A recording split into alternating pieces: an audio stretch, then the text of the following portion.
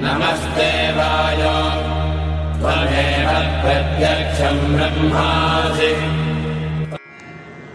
हरिओम। कुंभ विवाह, ये विवाह क्यों किया जाता है, किस तरह से किया जाता है, इसके बारे में आज मैं आपको जानकारी बताऊंगा। पूरा वीडियो ध्यान से देखिए।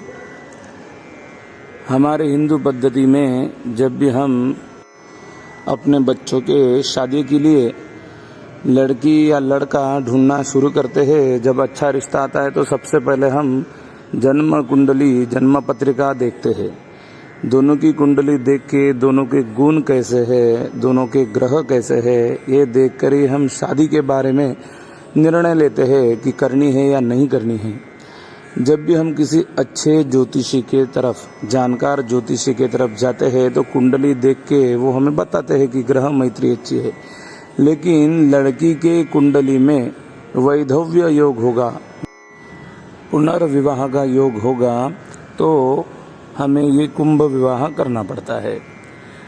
शादी होने के बाद में जो भी पति है उसे किसी बीमारी के वश या किसी कारणवश मृत्यु होना या फिर और किसी कारण से भी शादी में विघ्न निर्माण होकर दोनों में दूरी हो जाना, या फिर लड़की की पत्रिका के अनुसार उसका पुनर्विवाह किसी और मनुष्य के साथ होना, ये कुंडली के ग्रह देख के हम बता सकते हैं।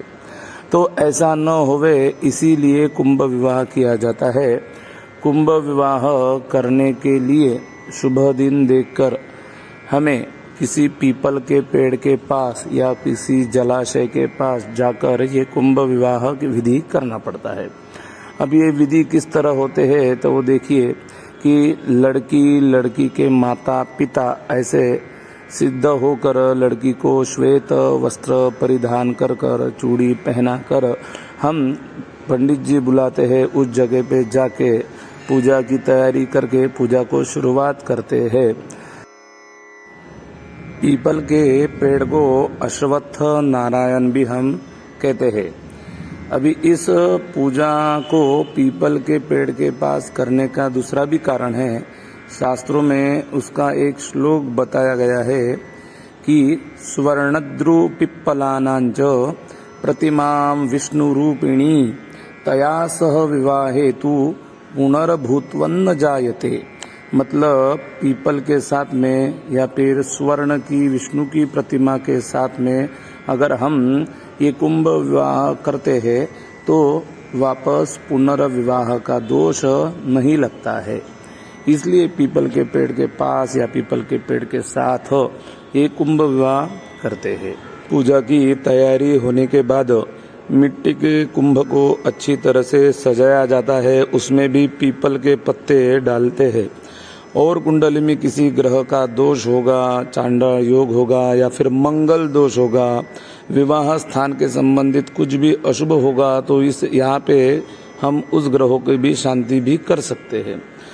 कुंभ विवाह की पूजा विधि शुरू होने के बाद में आचमन प्राणायाम शांति पाठ होने के बाद में इस पूजा का संकल्प है। हाथ में पानी लेकर कहा गया है कि ग्रह योगेन नक्षत्रादि योगेन विशाख्य योग जनन सूचित वैधव्य अरिष्ट परिहारार्थम श्री विष्णु प्रीत्यर्थे कुंभ विवाहाख्यम कर्म करिष्ये।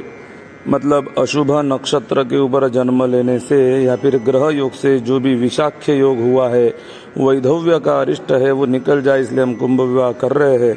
संकल्प होने के बाद में सबसे प्रथम गणेश जी का पूजा होता है। गण मतलब दिशा और पति मतलब स्वामी, दशों दिशाओं के वो स्वामी हैं। कार्य में कोई भी विघ्न बाधा न आवे इसलिए हम गणेश जी का प्रथम पूजन करते हैं। गणेश जी का ध्यान, आवाहन, पंचामृत स्नान, गणेश जी का अथर्व शीर से अभिषेक किया जाता है, उनका श्रृंगार कर उनकी आरती हम करते हैं। उसके बाद में पुण्याह वाचन नाम का विधि होता है। कलशों की पूजा होती है। कलश में भगवान विष्णु ब्रह्मा रुद्र का वास है, इसलिए उनका आह्वान किया जाता है, उनके आशीर्वाद हम लेते हैं। उसके बाद में जो गुरुजी है, पंडित जी, उनके द्वारा अभिषेक होता है। सुवासिनी से आरती की जाती है कि कार्य अच्छी तरह से संपन्न होए। उसके बाद में हम कुल देवी का पूजन करते हैं, अपनी कुल की रक्षा करने वाली देवी।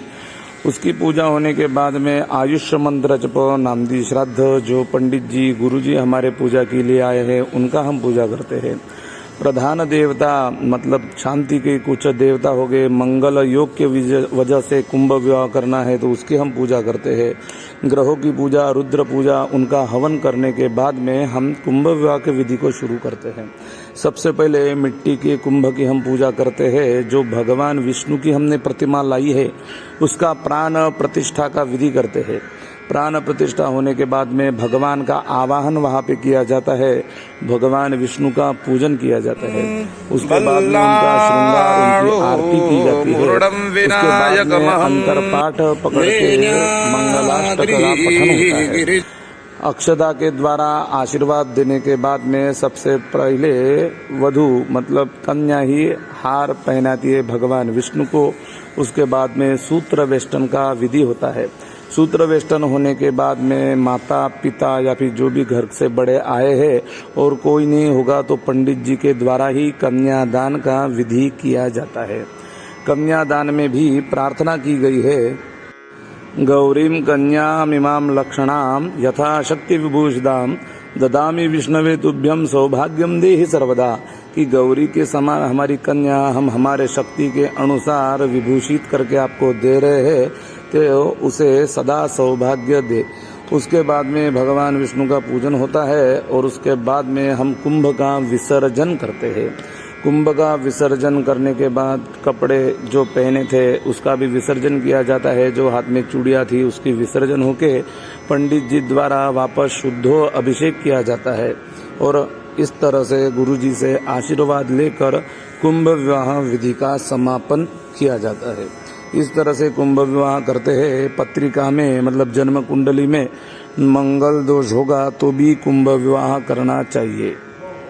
इस तरह से कुंभ विवाह विधि करते हैं। हरिओम, धन्यवाद।